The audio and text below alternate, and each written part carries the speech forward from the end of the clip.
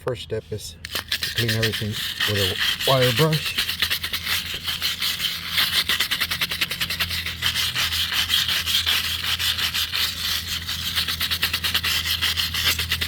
Get as much of that excess out as you can.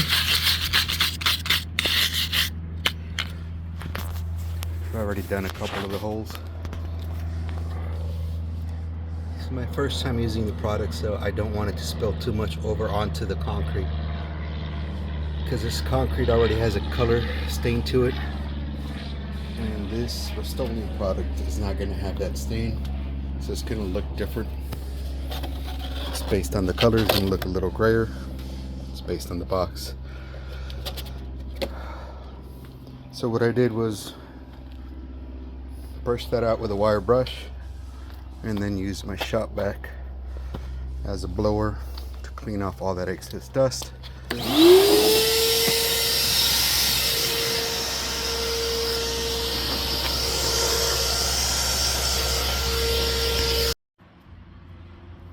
To make those repairs, I've never used this thing before, but I'm going to try this Rust-Oleum concrete patch and repair. Instructions are relatively simple. Mix 2 parts to 1, A and B. Everything comes pre-packaged. So if I were to use the entire product, I would mix all of it together, which I think I'm going to do.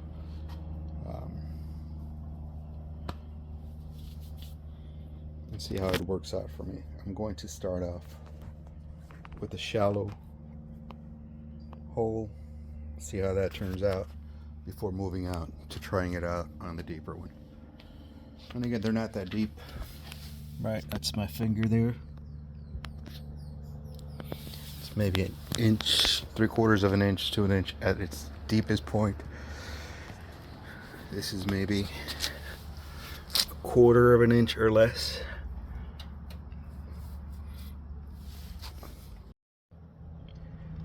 So I've got these holes from where I took off my previous pergola to put up this gazebo, and there are 5 of them total, all different depths, because this is where the anchors were placed when the concrete was laid. I believe this is the deepest. That's one of the not so deep ones. This is another that's kind of shallow, and there are only 5 because I'm keeping the 6th post up. That's that white one back there, because we're going to use that to hold up that bougainvillea. And this is what the anchors look like. Alright, they're built into the concrete, so when I cut them out, they left me with 5 of those, 4 of which I got to worry about. This 5th one is kind of hidden, so I'm not going to do much with that one unless we ever move this thing. But for now, it's just 4 of these. 1, 2, 3, 4. And then I put tape around it just for good measure, so that it doesn't, the product doesn't spill too much over onto the concrete. So here we are mixing 2 parts base, 1 part activator. And it's just a matter of mixing it till it's all one uniform color. Okay, time to put that in there and then just flatten it out. So the hole is filled. As far as leveling it out, it seems to be doing a good job on its own, because it's kind of liquidy, not too liquidy, but enough. I used my couple of tools to try to flatten it out as best I could, but it's very sticky, so at some point I just had to let it try to level out on its own, because it just kept getting stuck. That was one of the smaller holes. I think I have enough to fill the next hole, and I've only used about half the product. Alright, this is the bigger hole. Again, not that deep. Let's see how this does. I peeled the tape off of it 24 hours later. This one looks good, flattened out pretty well, I would say. It bubbles up. You just need to be careful with that. I don't know how to prevent that. This other one, I added a little bit more to the top of it after it dried.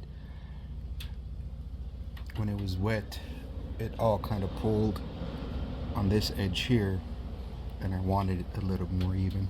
So I just added more. Just gonna wait another 24 hours before pulling off the tape.